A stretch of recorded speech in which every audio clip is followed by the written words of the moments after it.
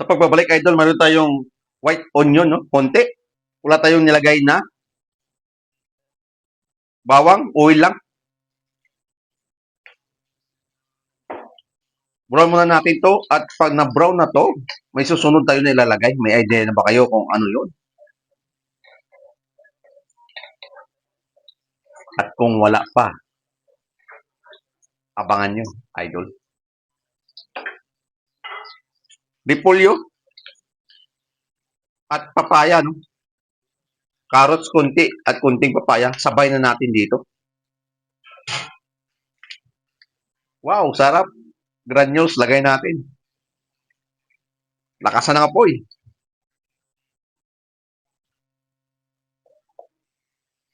Kunting patis. Fish sauce.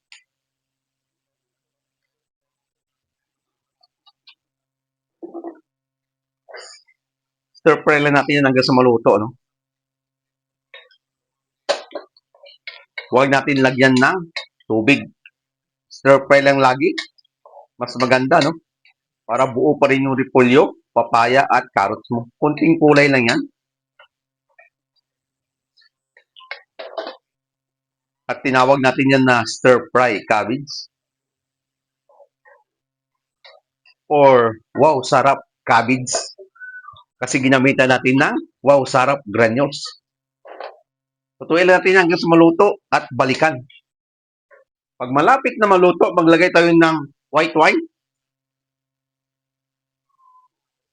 A little bit, no? Stir fry.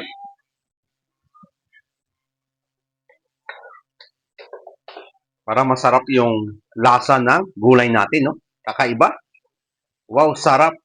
Stir fry cabbage ang tawag dito. Oh, wow, sarap cabbage gisado. Lutuin lang natin yan at titikman kung okay na yung lasa. No? May idea naman kayo? Napakasimple, mabilis at madali.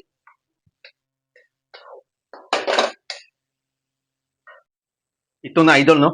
Ang kinalabasan ng stir fry natin. Gusto ko may marking, no? Sinunog ko yung cabbage konti para malasahan mo yung lasa ng wow, sarap granules natin. Bago tayo magtapos, ika nga. Tikiman time, mga idol.